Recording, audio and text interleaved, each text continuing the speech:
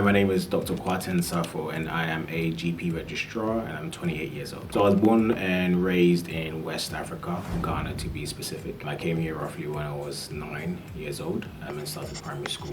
Unfortunately, I was one of those kids that was a bit naughty and was sent back home, back to Ghana. So I went back, got some licks at school and came back a changed man 2 years later and continued my education. So my inspiration for medicine and to become a doctor was due to my love for biology. That was number one.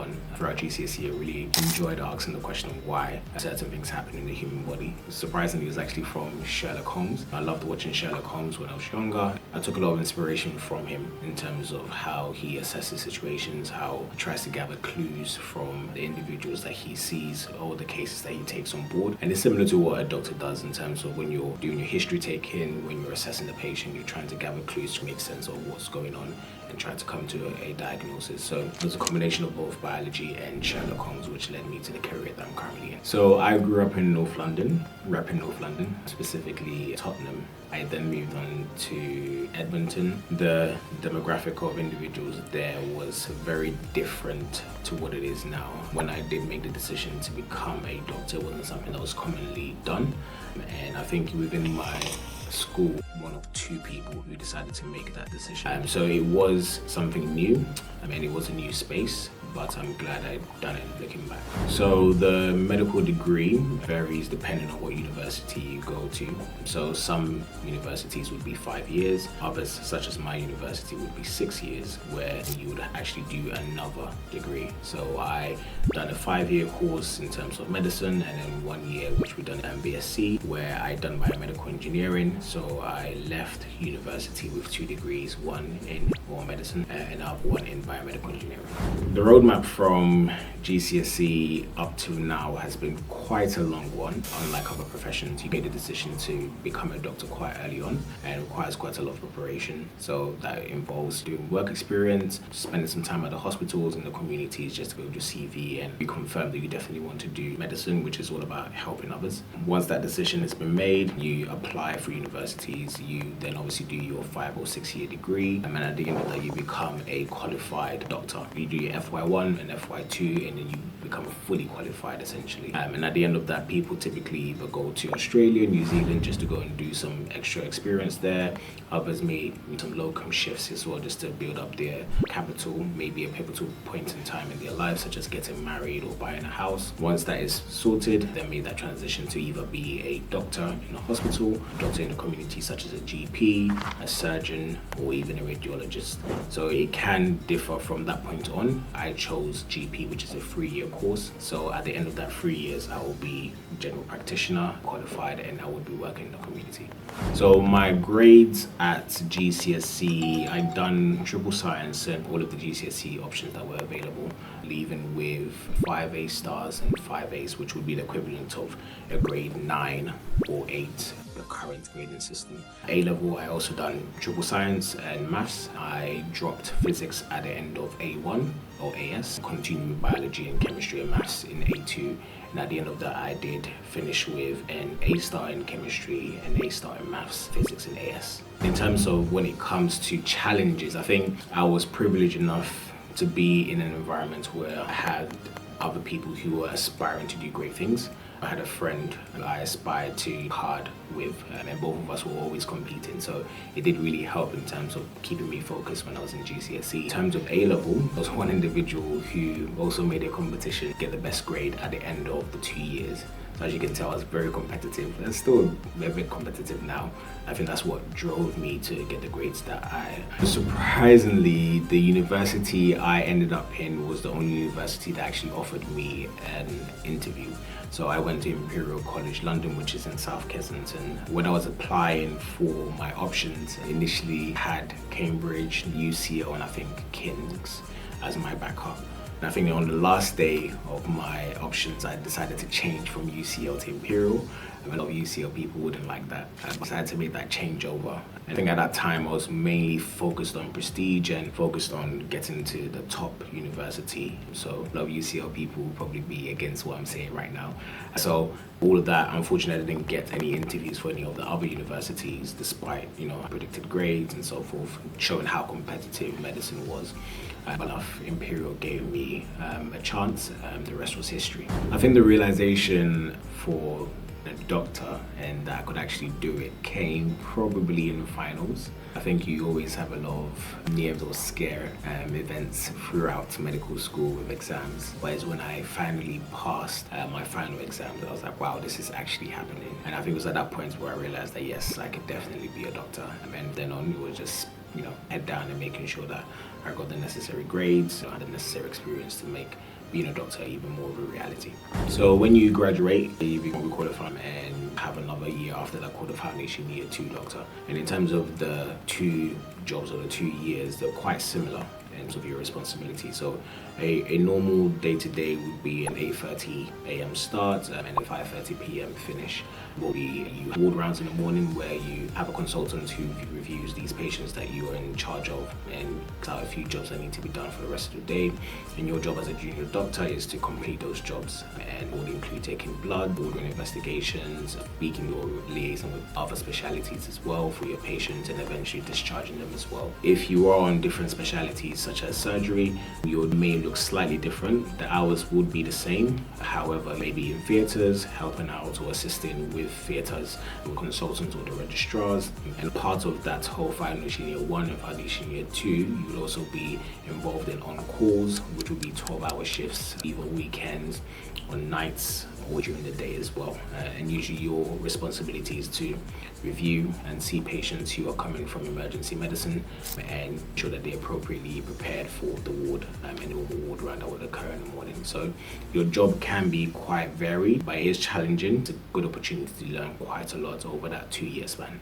So in terms of pay, I'm quite a long time since I was an F1 and F2, so I can only speculate. A lot has changed since then, but I think usually the starting pay is 35 or 40k, if I'm not mistaken, and it would depend on on calls you're doing, what your rota is looking like as well. So if you're doing more on calls, more night shifts, more take shifts, then most likely your income or your monthly income will be increased or higher. But if you're doing more 9 to 5 related jobs, for instance, if you're on a psychiatry rotation, which usually is a 9 to 5 with less or no on calls, then your pay wouldn't change much or will be quite less.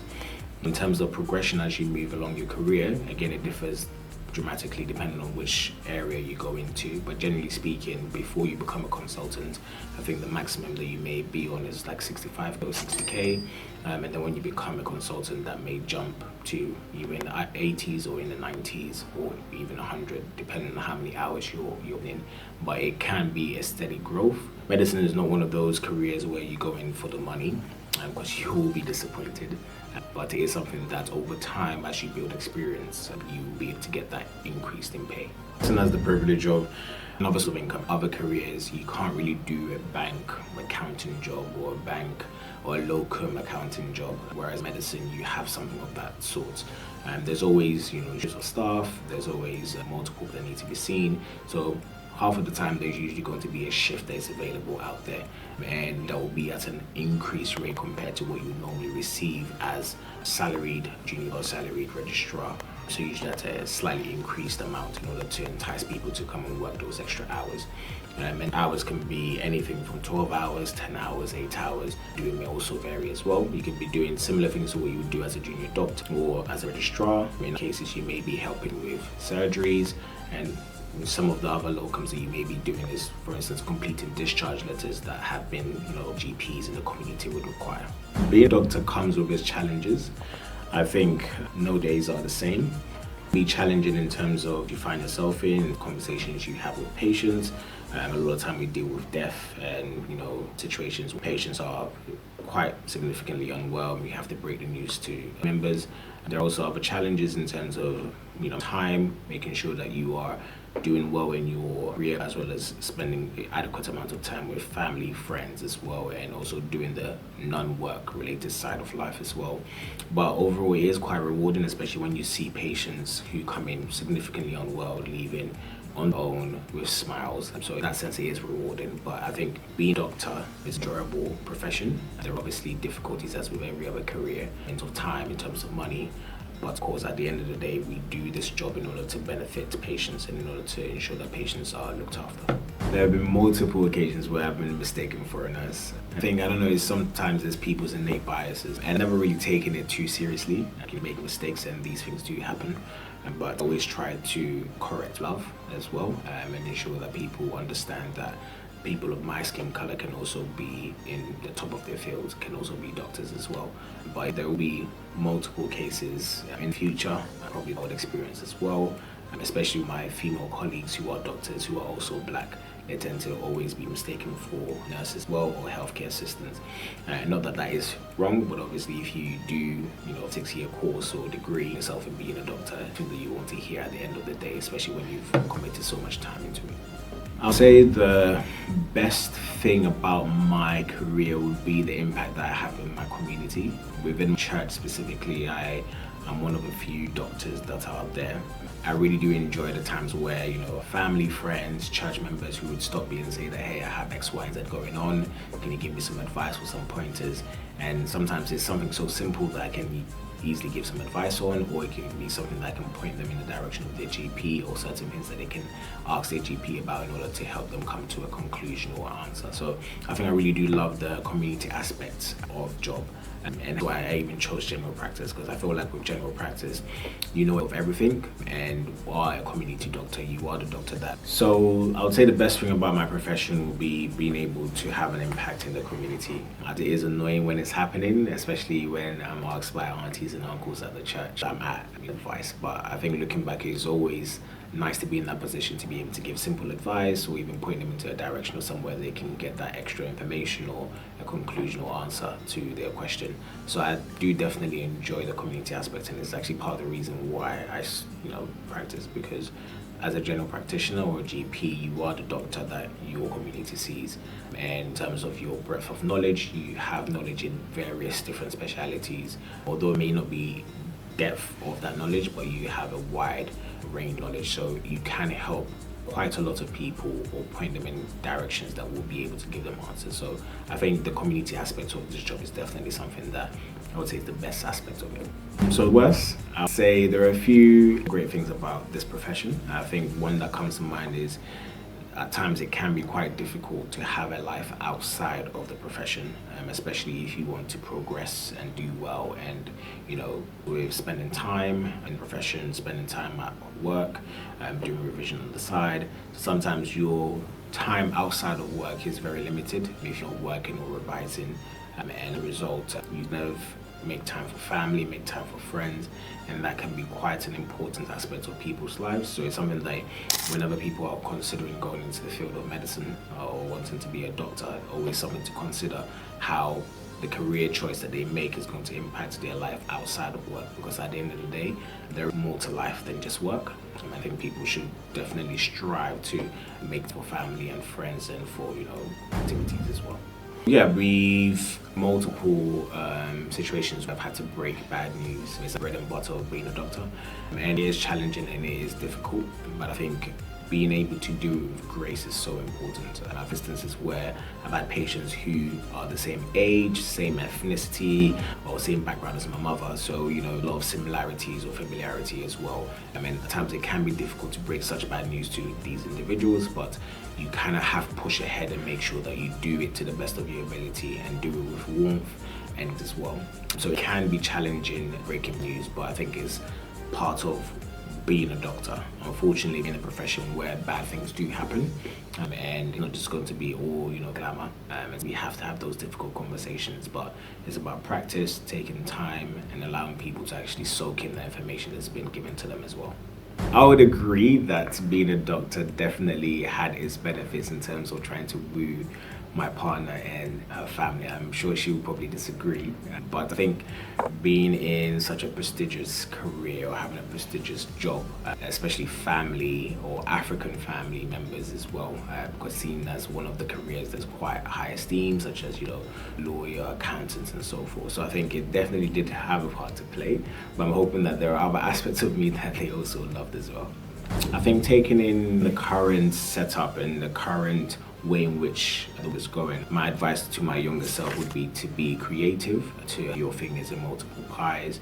I would say try and acquire a new skill at a young age as well. Make sure that you are still, or you remain relevant within profession as well.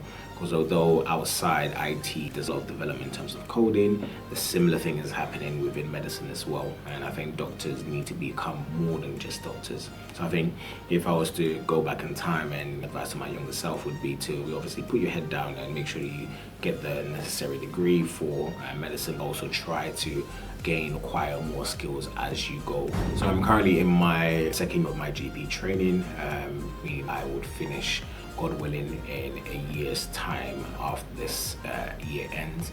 And the plan, or what I envision myself being, will be a general practitioner working in my local community of Essex. 2-3 days, another day, whether working in minor surgery or minor ops or doing out of hours work.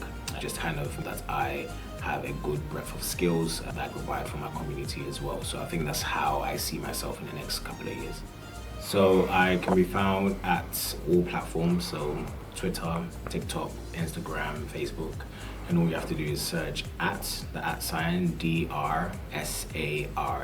So that's Dr. Sarfo, and I look forward to meeting you.